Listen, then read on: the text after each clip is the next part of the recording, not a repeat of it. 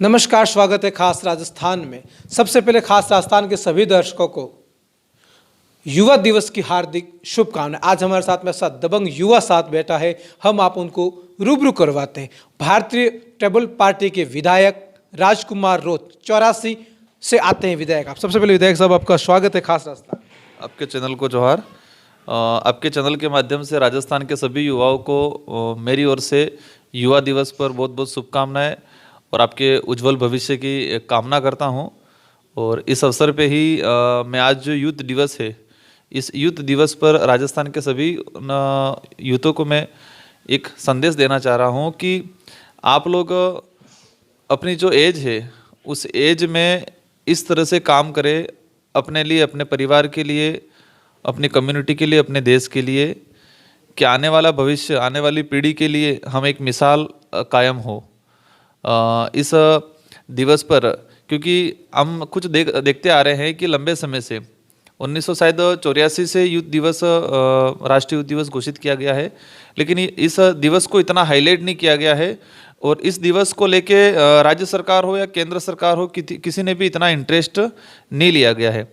हम बातें तो बहुत करते हैं कि यूथ को लेके हमें ये करना चाहिए, यूथ को ये नई दिशा देनी चाहिए, इस टाइप से बातें तो बहुत सारी होती है, लेकिन गवर्नमेंट ने आज तक कोई बड़ी पहल नहीं की है कि यूथ दिवस को इतना बड़े पैमाने पे मनाया जाए। सभी स्कूलों हैं या महाविद्यालय है, विश्वविद्यालय हैं, मतलब कोई भी संस्था है, उन संस्थाओं में बड़े पैमाने पे यूथ दिवस मनाने की विशेष आवश्यकता है, लेकिन आज तक नहीं मनाई गई है। मैं आज 84 विधानसभा क्षेत्र से विधायक हूँ और मेरा सौभाग्य है कि मेरी विधानसभा के लोगों ने मुझे सबसे कम एज में मुझे यहाँ विधायक बना के भेजा। मुझे भी तब पता चला, मैं विधानसभा में आया, विधानसभा में आने के बाद यहाँ पर पता चला कि 200 एमएलएज हैं देशों में से, सबसे कम युवा मैं हूँ। तो मुझे भी कभी काफ़ी खुशी हुई और इस अवसर पर आज यूथ दिवस पर मेरे विधानसभा क्षेत्र 84 के सारे युवाओं को, सारी जनता को मैं आभार व्यक्त करना चाहता हूँ कि मैं वर्तमान में 84 मतलब पूरे राजस्थान का सबसे युवा विधायक हूँ। और आज युवा विधायक होने के नाते मैं हमारे राजस्थान के जो यूथ है उन सारे यूथ को मैं कहना चाहूँगा कि हमें हमारे अंदर कुछ, क्योंकि एक माहौल सा क्रिएट हुआ है कि कोई नशा पत्ता वाली चीज़ें हैं कि युवा जो धीरे धीरे भटकता जा रहा है, इस टाइप से कुछ मैसेज हम कहीं न कहीं पढ़ते आ रहे हैं, देखते आ रहे हैं। और राइडर बाइक वाला है, नशा पत्ता वाला है, तो हमें हमारे देश का भविष्य तय करना है और आने वाले समय में और वर्तमान में भी हमारे देश की जो बागडोर है, हमारे समाज की बागडोर है, परिवार की बागडोर है, वो संभालनी है। तो नशा पत्ता से दूर रहना है। ये हम कई बार देखते हैं कि ये बाइक राइडर का जो मामला चलता है, तो बाइक राइडर में अपना जीवन नहीं ख़त्म करना है और हमें हमारे देश के लिए, समाज के लिए अच्छा काम करना है। एक ऐसा विधायक जो बनने तो आए थे शिक्षक, उसके बाद में उन्होंने सब इंस्पेक्टर की परीक्षा दी थी, रिजल्ट का इंतजार कर रहे थे और बन गए विधायक। कैसे आप विधायक बने? देखो, मैं जब विधायक का चुनाव लड़ा, हमारी जनता ने मुझे चॉइस किया था। हम उदयपुर संभाग में एक माहौल सा क्रिएट किया। हमारा एक मूवमेंट जो चल रहा है, आदिवासी परिवार के बैनर तले हमारा एक संगठन काम कर रहा है, तो वहाँ पर ऐसा कोई नहीं था कि टिकट का दावेदारी या टिकट के लिए ऐसा कोई माहौल क्रिएट नहीं हुआ था। मैं खुद चुनाव लड़ा, उस समय मेरी ओर से कोई ज़्यादा डिमांड नहीं की गई थी कि मेरे को चुनाव लड़ना है। इस टाइप से हमारी एक व्यवस्था बना रखी है कि विधानसभा क्षेत्र की जनता और विधानसभा क्षेत्र के जो युवा है वो तय करेंगे कि हमारा एमएलए कौन होता है। उन्होंने तय करके मुझे चॉइस किया और मुझे विधायक का चुनाव लड़ाया। तो एक मैं आप सबके लिए बता दूं कि लोगों में एक मानसिकता थी कि जो एमएलए है वो बड़ा जब्बा पाजेमा और मतलब 40-50 साल 60 साल की एज का होना चाहिए, इस टाइप से मानसिकता थी। और पूरे राजस्थान में ये मानसिकता को हमारे 84 के युवाओं ने बदला और मुझे एक युवा विधायक के तौर में भेजा। मैं आपकी जानकारी के लिए बता दूं, मैं शुरुआत में जब चुनाव लड़ा, चुनाव प्रचार में गया, तो मैंने जींस पैंट और टी शर्ट पहना था। तो कई लोग हंसते थे कि वो टी शर्ट पहना है, वो कैसे विधायक बनेगा, और विधायक बन भी जाएगा तो विधानसभा में क्या करेगा, हमारे क्षेत्र की जनता के लिए क्या करेगा, विधानसभा में कैसे जाएगा, इस टाइप से एक माहौल था, मतलब यकीन नहीं हो रहा था। तो मैंने और मेरी विधानसभा की जनता ने ये साबित कराया कि युवा जो है वो सब कुछ कर सकता है, क्षेत्र के लिए एक विधायक के तौर पे भी अच्छी भूमिका निभा सकता है। वो मेरे विधानसभा क्षेत्र के युवा और हम सब ने मिलके इसको साबित किया।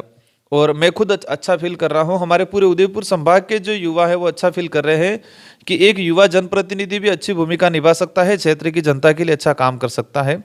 और मैंने मेरा ये 3 साल जो गुजरा विधायक बनने के बाद, मैंने काफ़ी, और हमारे विधानसभा क्षेत्र के लोग काफ़ी संतुष्ट है, और हमारे उदयपुर संभाग के जो युवा है काफ़ी संतुष्ट है, और मेरे से कई युवाओं ने प्रेरणा ली है।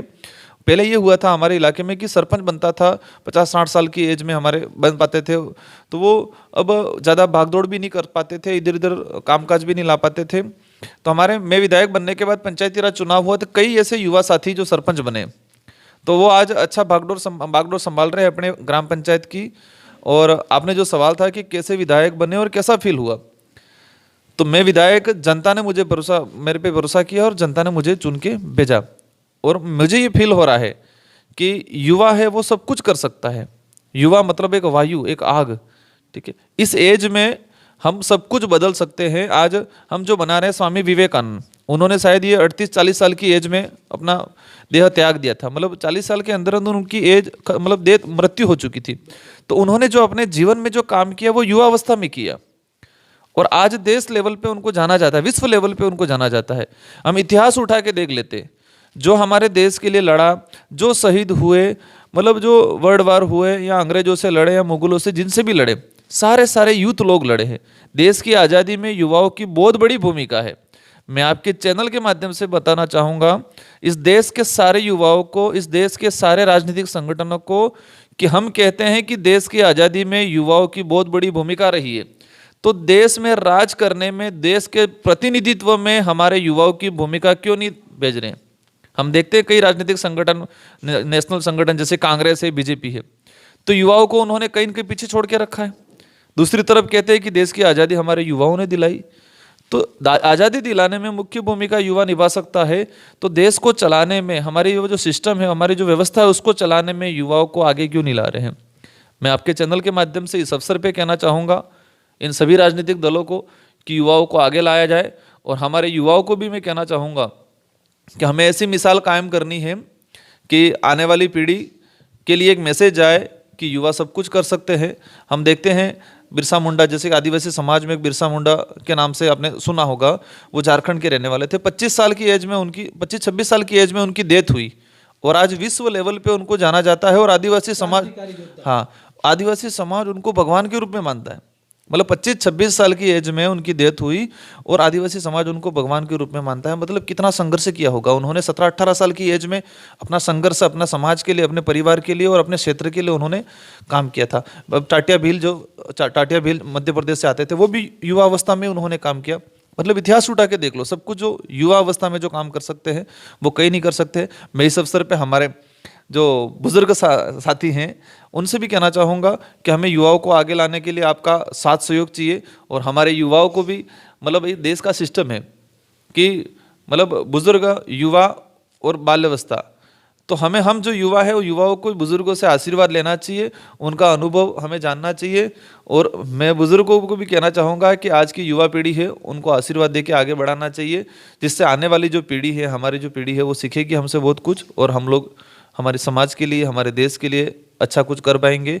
और इस भारत देश को जिस तरह सरकार ने जिस मानसिकता से राष्ट्रीय युवा दिवस घोषित किया गया है, उसको हम सार्थक करने में सफल रहेंगे। बात युवा डे की चल रही है, तो बेरोजगार सबसे ज़्यादा आज युवा है। उसके आपने भी विधानसभा में बहुत मुद्दे उठाए बेरोजगारी को लेकर, लेकिन बेरोजगार आज भी हताश है। जितनी सरकार कहती है उतने रोजगार देती नहीं है, वो चाहे फिर केंद्र सरकार हो या फिर राजस्थान सरकार। नहीं, चलो आपका ये सवाल है। अभी वर्तमान में पूरे देश लेवल पे एक माहौल सा बना हुआ है कि सबसे बड़ी समस्या हमारे सामने बेरोजगारी की है। हम पहले पढ़ते हैं, कहीं सुनते हैं कि पहले समस्या थी भूखमरी की, इस टाइप की समस्या, लेकिन वर्तमान में देश में सबसे बड़ी समस्या है बेरोजगारी की, और वो बेरोजगार सिर्फ युवा है।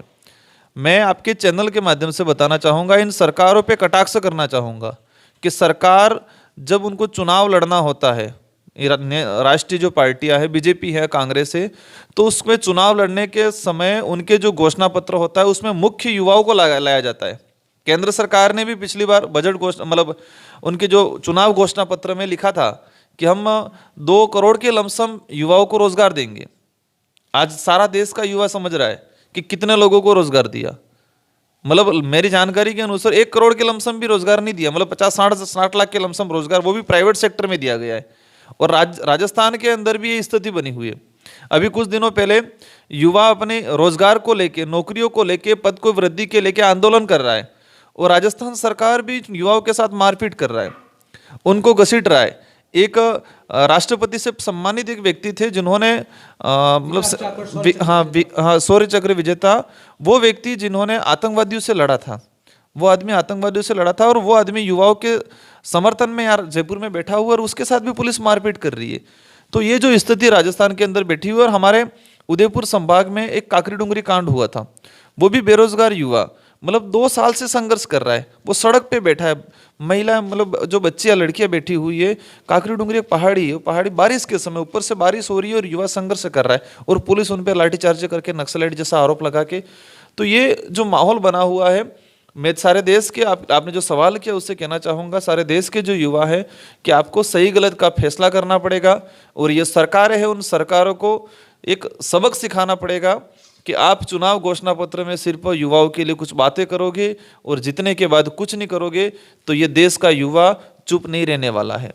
देश में अंग्रेजों से देश का युवा लड़ा था, जो आक्रमणकारी आए थे उनसे लड़ा था। इतिहास उठा के देखते हैं हम तो युवाओं ने बहुत कुछ लड़ा था, आक्रमणकारियों से लड़े थे। तो आज देश का युवा इन सरकारों से भी लड़ सकता है और वर्तमान में जो राज्य सरकार हो या केंद्र सरकार हो, उनको भी देश का युवा सबक सिखा सकता है। मैं इस चैनल के माध्यम से फिर एक बार कहना चाहूँगा सारे देश के युवाओं को कि हमें इन सरकारों को एहसास कराना पड़ेगा, एकजुट होकर हमें पार्टियों में नहीं बंटना पड़ेगा। हमें पार्टियों के झंडे पकड़ने के बजाय हमारे यूथ के संगठन के झंडे और हमारे बेरोजगारी को लेके हमें आगे आना पड़ेगा। इन पार्टियों के झंडे उठाना बंद करना पड़ेगा, तो ही ये देश की सरकारें समझेगी। और मैं राज्य सरकार, केंद्र सरकार को भी इस युवा दिवस पे विशेष करके कहना चाहूँगा कि आप किसी भी समय देख लो, कोई भी संगठन, कोई भी राजनीतिक दल सत्ता में आया है तो इसमें युवा की बहुत बड़ी भूमिका रही है।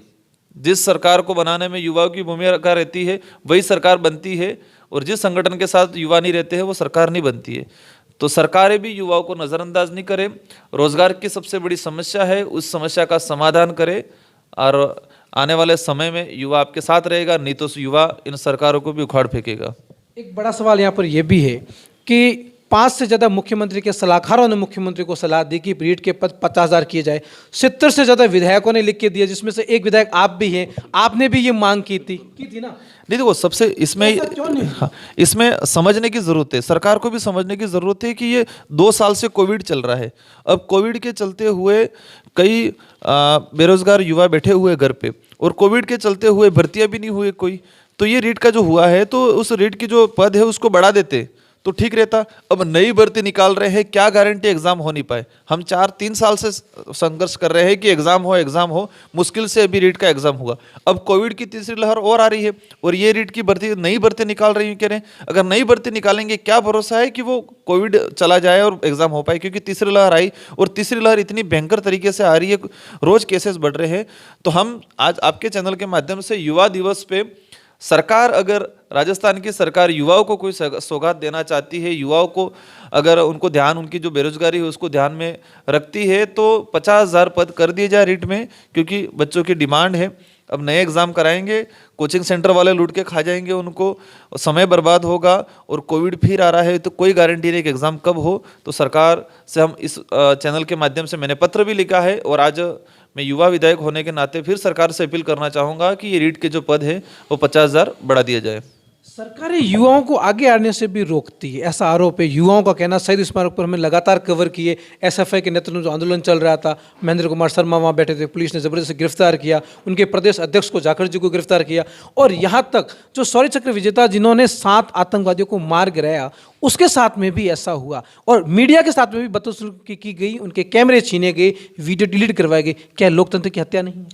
देखो, आज हम भारत देश में रहते हैं और वो संविधान के आधार पर चलता है।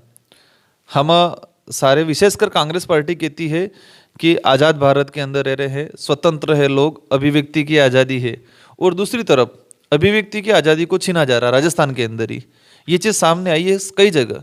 हमने आपको पिछले बार भी बता दिया कि हमारे हमारे उधर भी काकरी डूंगरी कांड हुआ और सभी युवाओं को मारपीट की गई और 250 से 300 युवाओं को जेल में डाल दिया गया। आज यहाँ पर जयपुर में शहीद स्मारक के सामने भी यही कहानी हो रही है कि युवा कुछ बात को लेके या तो सरकार उसको प्रेम से सुने, उनकी जो सही मांग है, वाजिब मांग है, तो उसको माना जाए, और नहीं अगर लगता है ये वाजिब मांग नहीं है, अभी पूर्ति नहीं हो सकती, तो युवा को सही तरीके से जवाब दिया जाए। लेकिन जिस तरीके से पुलिस से दबाव बना के, पुलिस से लाठीचार्ज करवा के जो माहौल बनाया जा रहा है, वो कहीं न कहीं युवाओं के साथ अन्याय है।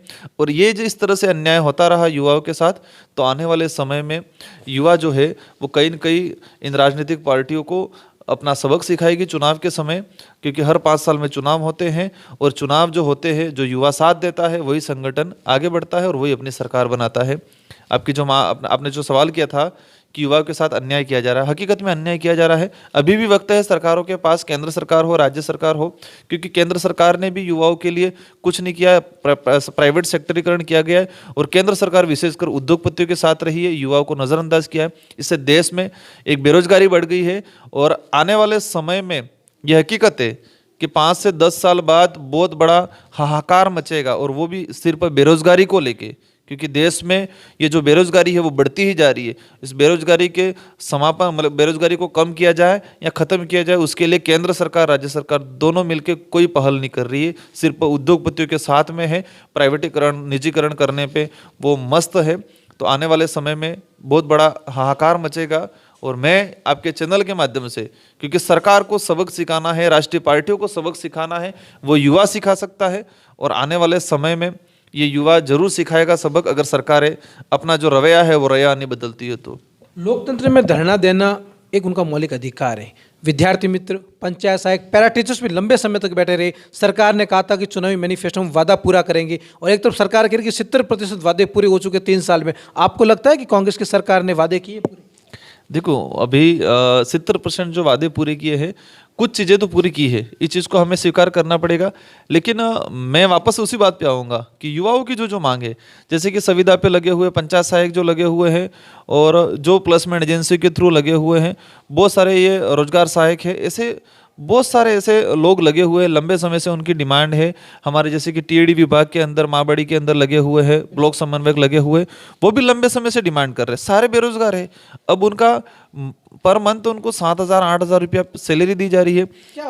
7-8 हज़ार में तो कुछ नहीं हो पाएगा। एक नरेगा में जो काम कर रहा है उसको भी 225 रुपये कुछ मजदूरी तय कर रखी है, तो वो 7-8 हज़ार में नरेगा में जो मजदूरी है उससे भी कम मजदूरी मिल रही है। तो पढ़ा लिखा युवा जिन्होंने बीएड कर रखी है, ग्रेजुएशन कर रखा है, ऐसे लोगों को 6-7 हज़ार में सरकारें काम करवा रही है संविदा पे। तो सरकारों को, क्योंकि उनकी बजट घोषणा में रखा था, सॉरी बजट घोषणा क्या नहीं है, मतलब चुनावी मैनिफेस्टो में उन्होंने रखा था कि हम बेरोजगारी के लिए करेंगे, जो संविदा पे लगे हुए हैं उनके लिए ये करेंगे, लेकिन आज तक इनकी बातों को नहीं माना गया है। और मैं सरकार से कहना चाहूँगा कि राजस्थान के अंदर एक परिपाटी बनी हुई है कि एक बार कांग्रेस एक बार बीजेपी, एक बार कांग्रेस एक बार बीजेपी। वो इसीलिए है कि आज तक युवाओं के साथ अन्याय किया है, तो युवाओं ने भी बेचारों ने ये सोचा है कि यार अभी इसने नहीं किया तो उसको वो करेगी, उसने नहीं किया तो वो करेगी, ये पलटती आ रही है। लेकिन इस बार ये युवा समझ गया है कि हम वो नहीं करेंगे, बारी बारी से बारी नहीं देंगे। अगर अभी वर्तमान में कांग्रेस सरकार है, वो युवाओं के लिए अगर विशेष कोई पैकेज नहीं लाती है, तो इस बार युवा है वो तीसरे फ्रंट के रूप में राजस्थान में अपने हिसाब से काम करेगा और दोनों राष्ट्रीय पार्टियों को सबक सिखाएगा। दोनों बड़ी पार्टी अधिकतर युवाओं के नाम पर ही राजनीति क्यों करती, युवाओं के नाम पर ही क्यों खेलती? क्योंकि जो वोट में नहीं, युवा भोला नहीं है, युवा तेज है, युवा मेहनत करता है, युवा वोट दिलाता है, इसीलिए युवाओं के नाम पे राजनीति करती है। लेकिन युवाओं को कहना चाह रहा हूँ कि हमारी जो ताकत है, उस ताकत को कांग्रेस बीजेपी यूज कर रही है। लेकिन अगर ये सरकार ऐसे ही नहीं मानती है, बेरोजगारी पे विशेष ध्यान नहीं देती है, तो हमारी ताकत को उन दोनों राष्ट्रीय पार्टियों को साइड में रख के हमें पूरे राजस्थान में बेरोजगारों का ही अलग संगठन तैयार करके और दोनों पार्टियों को सबक सिखाना चाहिए। और हमारी वो बोलेपन का तो बात ही नहीं आती, क्योंकि युवा तेज है, युवा मेहनत करता है, और हमारी मेहनत, हमारी ताकत को हम अलग तरीके से, अलग अंदाज में, राजस्थान हो देश लेवल पे, हमें अलग अंदाज में लाना चाहिए। और ये अवश्य 2023 में अगर सरकारें इस संबंध में नहीं करती है, और विशेषकर केंद्र सरकार का भी इशू है, क्योंकि मोदी जी ने ओनली फॉर उद्योगपतियों का साथ दिया है, निजीकरण पे काम किया है, युवाओं को नज़रअंदाज किया है, तो वो राजस्थान ही पूरे देश में ये बेरोजगारी का माहौल बना हुआ है। तो इसमें अवश्य आने वाले समय में पूरे देश लेवल पे युवा है उन दोनों राष्ट्रीय पार्टियों को सबक सिखाएगा और दबा के सबक सिखाएगा। तो ये थे 84 से विधायक राजकुमार रोत, जिनको आपने सुना युवा दिवस के अवसर पर युवाओं को लेकर संदेश भी दिए और कैसे युवा है वो आगे आए, आने वाले समय में किसी राजनीतिक पार्टी के दबाव में न आए और युवा झंडे के नीचे सब एक साथ मिलकर काम करे। 2023 के चुनाव पर भी बात की शहीद स्मारक पर 50,000 पदों पर अभ्यर्थी जो धरना दे रहे थे और विकास जाखड़ के भी। देखते रहिए खास रिपोर्ट कुलदीप चारण के साथ में।